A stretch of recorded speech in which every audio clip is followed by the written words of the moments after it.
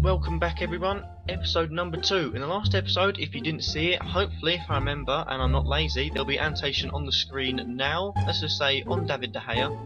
And there'll be an annotation on David De Gea, like I've just said, about the goalkeeper episode, which was last episode. This episode is about defenders. Now defenders are tough because, like I said, they're about keeping goals out, and if goals come in and they're conceding a lot, not going to be very good defenders. So I'd just like to say, the one defender that I kept, if you watched last episode, is Laurent Koscielny. I think Laurent Koscielny is a textbook defender, and with Arsenal's track record of defending 6.0 million, is a great signing. He'd have to play there for now. I can't change it because of auto-completed teams. Now, I'd look out for a lot of things in defenders. One is how strong the back four will be, how strong the team was in the last season, and another thing is how well they go forward, because they might leave their defence open but the other defenders in the team might be good. So for example, players like Coleman and Baines get forward a lot, do a lot attacking wise, and therefore that's why they are quite expensive. I'll also try and avoid, if we scroll down here to the matches, teams like Leicester, like QPR and like Burnley, because coming up I just think personally it's not worth the risk of going with smaller teams. And one trick I always try and do with my defenders is make sure I get 5 defenders from teams that will be solid at the back and defenders that will do a lot of damage. Now firstly, I like to say Koscielny's in my team. I think he's a brilliant player and he's someone that, you know, will do a lot in the defence. He'll make crucial interceptions. Defender number 2, I'm just going to go with the top man, Seamus Coleman, quite simply because another good season from him, and also he can move out of defence a lot. The reason I'm not going with Baines is because I feel like Coleman does a lot more, and Coleman is a better getting into the box, although Baines has got his free kicks. Last season he didn't score that many free kicks, which is disappointing.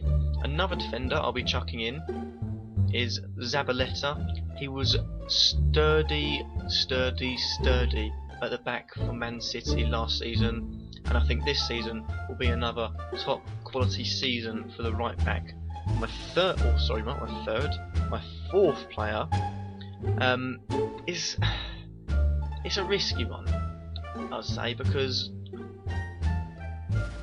well, it's hard to explain. It's because I feel like Phil Jones is going to be in my team, just plain and simply because he will always work hard, he can play down the right, he can get forward, he can also play in the midfield, and I feel like that's where he'll pick up his points this season, from getting into the midfield areas and sitting in front of the defence but behind the midfield, or maybe even just sitting as a midfield player, or just a right back. He's got such a multitude of positions he can play.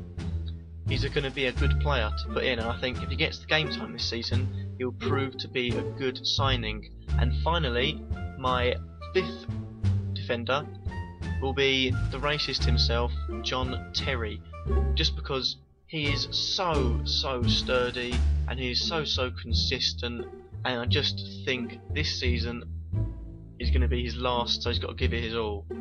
Actually, I'm going to go back on that. I'm thinking Gary Cahill. Just plain and simply, I think if Cahill gets an injury, he'll be able to fight back from it. Terry gets an injury, his legs will... I don't think he'll be able to react as quick as Cahill.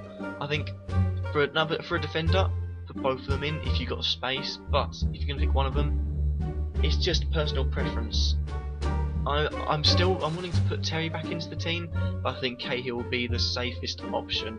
And I'd like to thank you guys for watching this video. Goalkeepers have been done, defenders have been done. We're moving on to midfielders next episode. Like I said, last episode was goalkeepers. Watch that if you are struggling on your goalkeepers. And also, same time, same place, happy player hunting.